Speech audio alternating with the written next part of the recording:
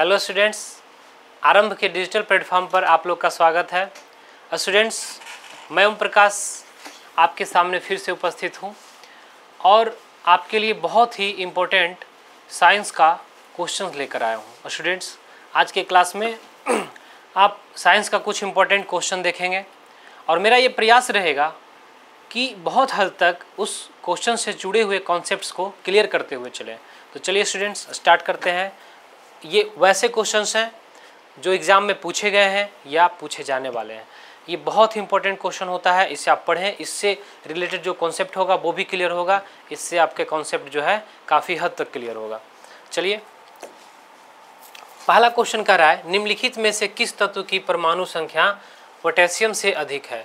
पूछ रहा है कि पोटेशियम से ज़्यादा किसका है परमाणु संख्या। परमाणु संख्या आपको याद होना चाहिए, कम से कम 20 तक आपको याद होना चाहिए, तभी आप किसी एलिमेंट का परमाणु संख्या बता सकते हैं। जैसे सल्फर है तो सल्फर का कितना होता है 16, क्लोरीन है, क्लोरीन का होता है 17, कैल्शियम है, कैल्शियम का होता है 20 और आर्गन है, आर्गन का कितना होता है तो 18 होता है।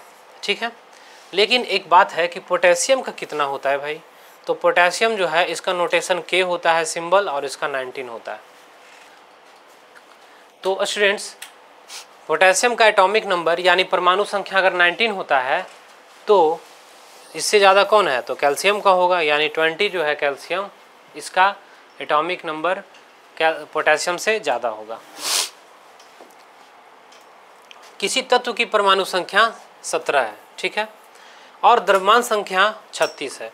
तो सबसे पहला बात कि अगर किसी परमाणु का परमाणु संख्या 17 है और द्रव्यमान संख्या 36 है तो इसका सिंबल कैसा होगा, कैसे लिखेंगे। मान लेते हैं वो एलिमेंट एक्स है तो नीचे क्या लिखा जाएगा 17 परमाणु संख्या, ये क्या होगा परमाणु संख्या,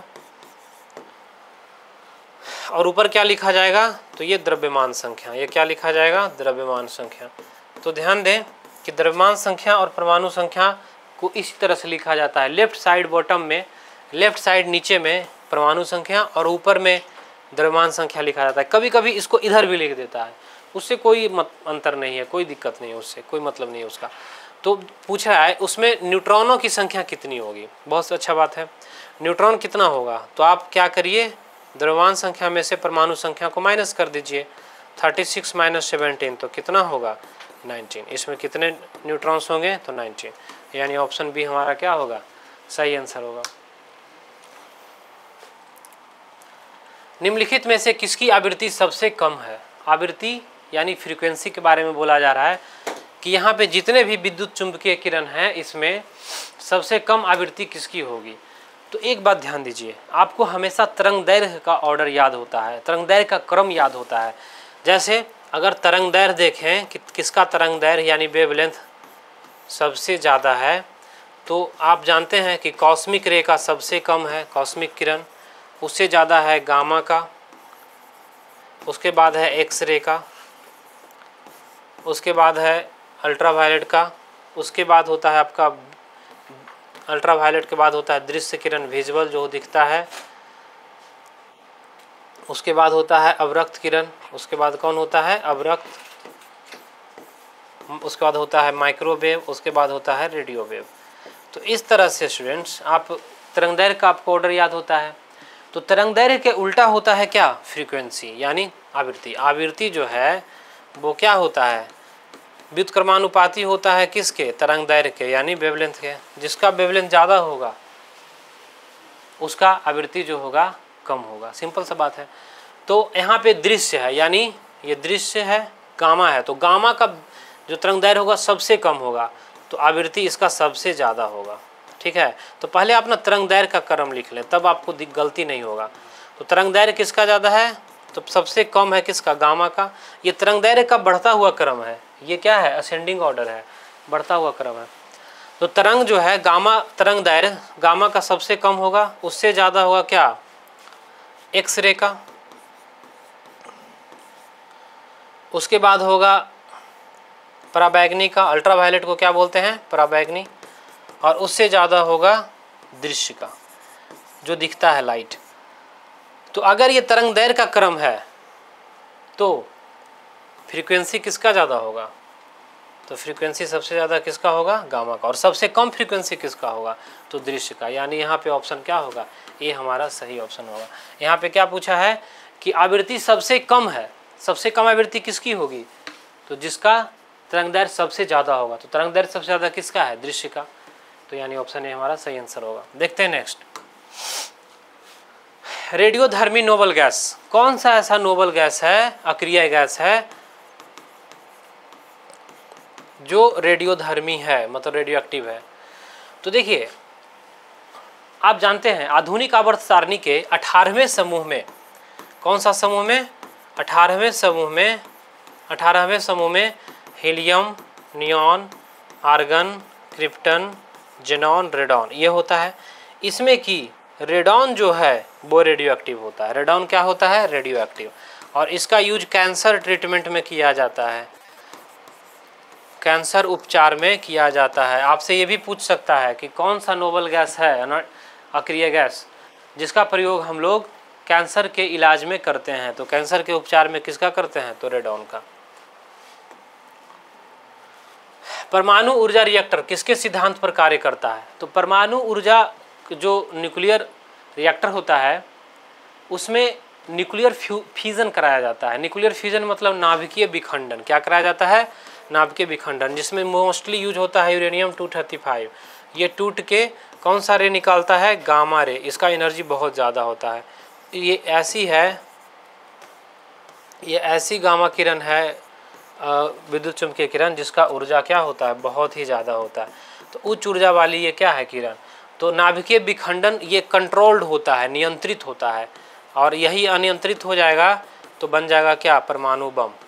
तो नियंत्रित विखंडन करा के हम लोग इससे गामा रेडिएशन निकलवाते हैं, और यही गामा रेडिएशन से हमें उच्च मात्रा में ऊर्जा प्राप्त होती है। सिंपल सा बात। अल्फा कण क्या होता है, अल्फा कण किसे कहते हैं, तो जैसा कि आप जानते हैं रदरफोर्ड साहब का जो अल्फा पार्टिकल एक्सपेरिमेंट था, उसमें इन्होंने क्या लिया था, सोने का परत लिया था, एक छोटा सा सोने का, और इधर से ढेर सारा अल्फा पार्टिकल को फेंका था। कौन सा पार्टिकल, अल्फा। ये अल्फा पार्टिकल क्या होता है, तो हीलियम से जब 2 इलेक्ट्रॉन निकाल लेते हैं, हीलियम से जब 2 इलेक्ट्रॉन निकाल लेते हैं तो क्या बनता है, हीलियम +2। इसी को हम लोग बोलते हैं अल्फा पार्टिकल, यानी अल्फा कण। तो हीलियम में होता क्या है ये समझिए। हीलियम का परमाणु संख्या 2 और द्रव्यमान संख्या 4 होता है। तो इसके पास है 2 प्रोटॉन 2 न्यूट्रॉन, और ऑर्बिट में क्या है, 2 इलेक्ट्रॉन। ऑर्बिट में क्या है, 2 इलेक्ट्रॉन। तो अगर आप दोनों इलेक्ट्रॉन निकाल लेंगे तो सिर्फ क्या बचेगा, तो 2 प्रोटॉन और 2 न्यूट्रॉन बचेगा। तो यहाँ पर एक बात ध्यान दीजिए कि जब आप हीलियम से 2 इलेक्ट्रॉन निकाल लेंगे तो क्या बचेगा, हीलियम +2 में सिर्फ और सिर्फ उसका न्यूक्लियस बचेगा, क्योंकि ये दोनों इलेक्ट्रॉन तो निकाल लिए। इसी न्यूक्लियस को, हीलियम के न्यूक्लियस को ही क्या कहते हैं, अल्फा कण कहते हैं। यानी बीटा कणों के द्रव्यमान का दोगुना नहीं, ऋणावेशित नहीं, हीलियम नाभिक की तरह। हाँ, हीलियम का जो न्यूक्लियस है यानी नाभिक है, ये क्या है, नाभिक है किसका, हीलियम का। देखते हैं नेक्स्ट क्वेश्चन। निम्नलिखित में से कौन ऑक्सीकरण प्रतिक्रिया की विशेषता नहीं है, कौन ऑक्सीकरण नहीं है, ये पूछ रहा है। ऑक्सीकरण में क्या होता है, तो ऑक्सीजन जो परमाणु है वो किसी भी परमाणु से, तत्व से, मोलिकुल से क्या होता है, अणु से जुड़ता है, उसी को हम लोग बोलते हैं क्या, ऑक्सीकरण। क्या कर रहा है, इसमें हाइड्रोजन का योग शामिल है, नहीं हाइड्रोजन का योग नहीं, इसमें क्या होता है, ऑक्सीकरण में क्या होता है, ऑक्सीकरण में ऑक्सीजन का योग होता है। इसमें क्या होता है, ऑक्सीजन का योग, ऑक्सीकरण में ऑक्सीजन का योग होता है। लेकिन यहाँ लिखा है कि हाइड्रोजन का योग शामिल है, तो ये गलत लिखा है, ये विशेषता नहीं है, यही हमारा सही आंसर है। इसमें ऑक्सीजन का योग होता है, हाँ ठीक है। इसमें इलेक्ट्रॉनों की हानि होती है, ये भी सही है। जब इलेक्ट्रॉन कोई लॉस करता है, किसी को दे देता है, जैसे मान लेते हैं ये सोडियम है, एक इलेक्ट्रॉन किसी को दे दिया तो बन गया Na+, तो ये ऑक्सीकरण हुआ। ये क्या हो गया, ऑक्सीकरण, क्योंकि इसने एक इलेक्ट्रॉन किसी को दे दिया है, -1 इलेक्ट्रॉन। इसमें विद्युत ऋणात्मक तत्व का योग शामिल है, ये भी सही है। जैसे मान लेते हैं यहाँ पे आयरन है, इसके साथ ऑक्सीजन जुड़ गया तो बना दिया FeO। तो देखिए ये भी क्या है, एक ऑक्सीजन क्या है, विद्युत ऋणात्मक तत्व है। जब ये लोहे में जुड़ेगा तो ये बनाएगा FeO, ये भी क्या है, ऑक्सीकरण का विशेषता है, ए नंबर वाला विशेषता नहीं है। पुरानी किताबों में कागज का भूरा होना किसके कारण होता है? तो सिंपल सा बात है, इसमें क्या हो जाता है, सेलुलोज का ऑक्सीकरण हो जाता है। धूल का संग्रह, बातन की कमी या बार बार उपयोग नहीं, बल्कि क्या होता है, सेलुलोज का ऑक्सीकरण हो जाता है, ऑक्सीडेशन हो जाता है। किस अम्ल को रसायनों का राजा कहते हैं? रसायनों का राजा हम लोग H2SO4 को कहते हैं। किसको कहते हैं? H2SO4, किंग ऑफ केमिकल्स, रसायनों का राजा। इसका यूज पूरे केमिस्ट्री में, रासायनिक अभिक्रिया में बहुत हद तक बहुत ज़्यादा होता है, इसीलिए हम इसे क्या बोलते हैं, रसायनों का राजा बोलते हैं।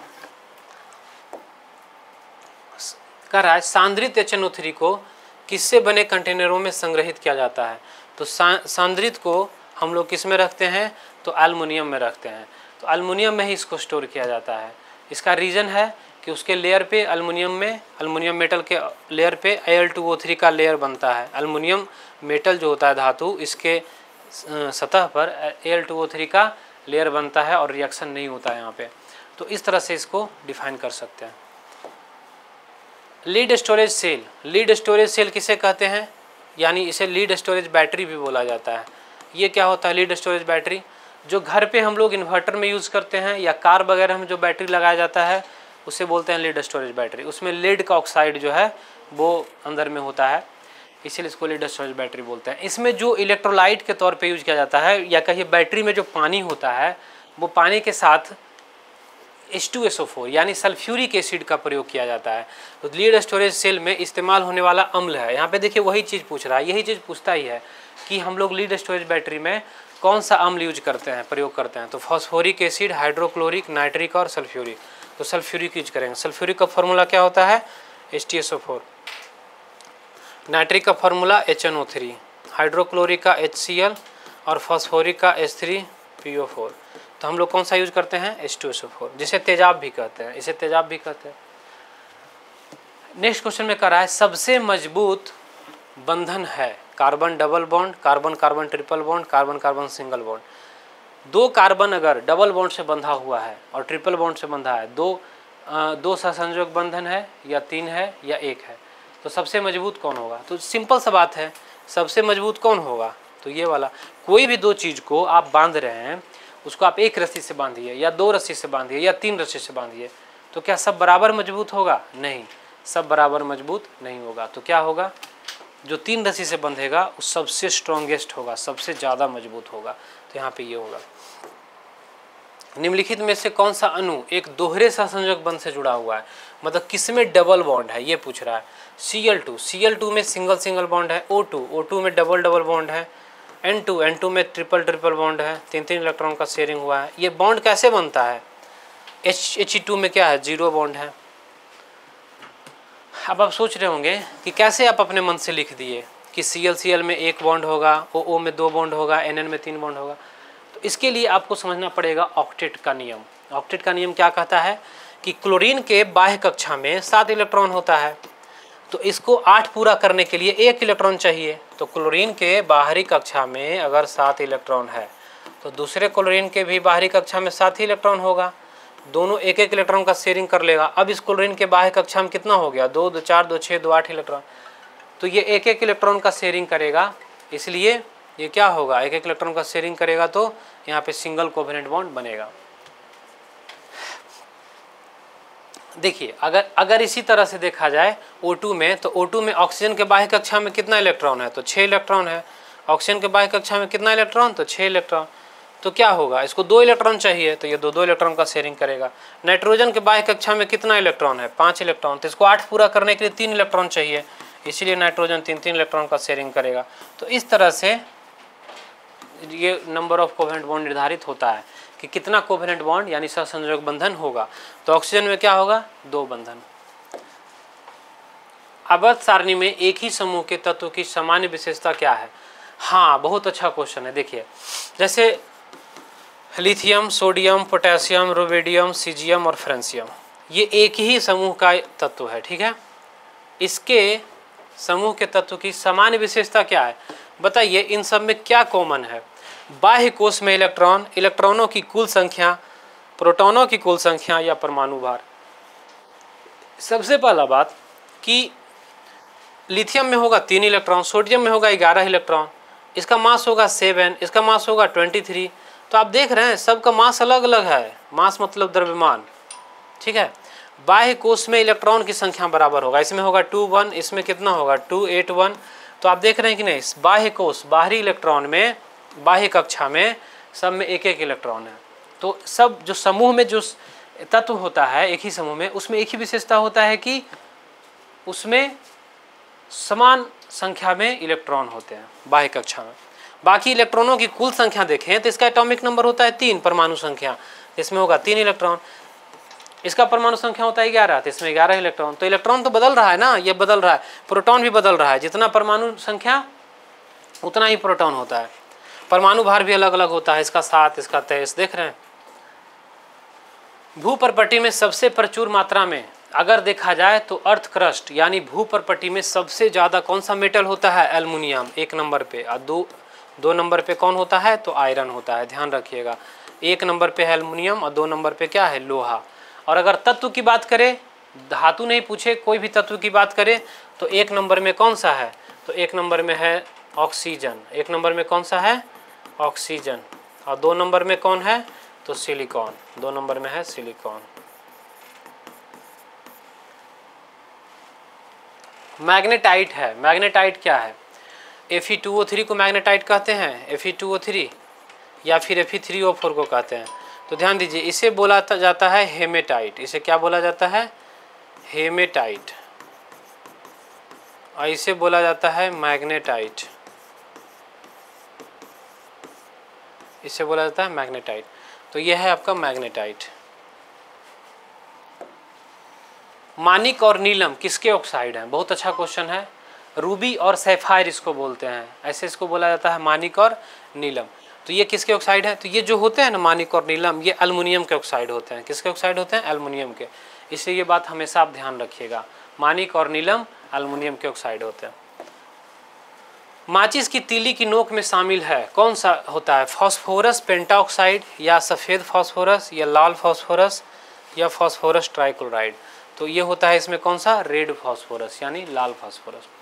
माचिस के तीली में कैसे आग इनिशिएट होता है, जलता कैसे है, शुरुआत कैसे होता है, उसको थोड़ा समझ लीजिए। माचिस के तीली में क्या होता है, जैसे माचिस है, इसका ये तीली ऐसे लगा हुआ है, ठीक है। इसमें क्या होता है, 2 चीज़ होता है, KClO3, क्या होता है, KClO3, और क्या होता है, रेड फास्फोरस। जब हम इसे रगड़ते हैं, माचिस के तीली को लेकर जब रगड़ते हैं आप, तो वहाँ पे जो पेपर होता है उस पेपर पे कोटिंग होता है फ्रिक्शन देने के लिए। इसका काम क्या होता है, फ्रिक्शन देना। ये फ्रिक्शन देता है, हीट जनरेट करता है। तो माचिस का तीली आप जैसे ही रगड़ते हैं तो हीट जनरेट होता है। फ्रिक्शन देने के लिए उसमें क्या लगाया जाता है, तो उसमें केमिकल्स होते हैं जो उसको अच्छे से चिपका कर रखे। और कांच का पाउडर होता है, कांच का पाउडर करके, जैसे कोई कांच है उसको पूरा महीन बारीक उसको क्या कर दिए, पाउडर फॉर्म में कर दिए। उसके बाद उसमें केमिकल मिला के जो उस पर चिपके और उस पर लगाया जाता है। इससे होता क्या है, जब हम रगड़ते हैं तो हीट जनरेट होता है, उस हीट से ये ऑक्सीजन रिलीज करता है। क्या रिलीज करता है, ऑक्सीजन। और जैसे ही ऑक्सीजन इसको मिलता है ये जल उठता है। इसी तरह से लाल फास्फोरस के संपर्क में ये जो है वो जल उठता है। यही होता है उसका मैकेनिज्म।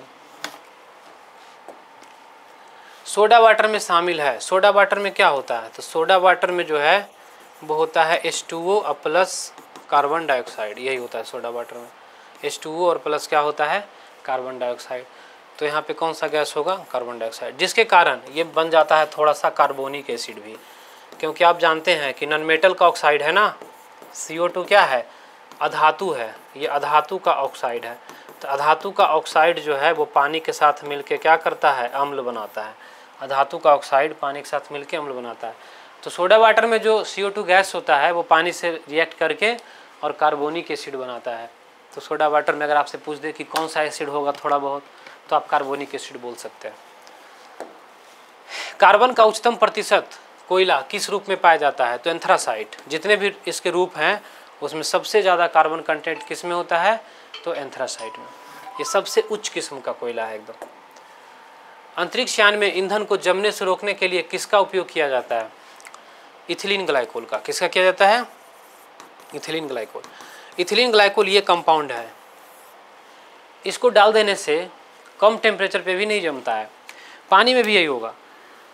जैसे अंतरिक्ष यान है, हवाई जहाज़ है, बहुत हाइट पे उड़ता है, तो जैसे जैसे हम लोग हाइट पे मूव करते हैं, ऊपर जाते हैं, टेम्परेचर कम हो जाता है, तापमान कम हो जाता है। तो जैसे मान लेते हैं किरोसिन है, हवाई जहाज़ किरोसिन ईंधन का इस्तेमाल करके उड़ता है, तो हवाई जहाज़ में जो किरोसिन है वो कम तापमान पे जाएगा तो किरोसिन जम जाएगा ना, वो सॉलिड बन जाएगा किरोसिन। तो उस जमने से रोकने के लिए उसमें इथिलीन ग्लाइकोल मिलाया जाता है। क्या मिलाया जाता है? Ethylene glycol.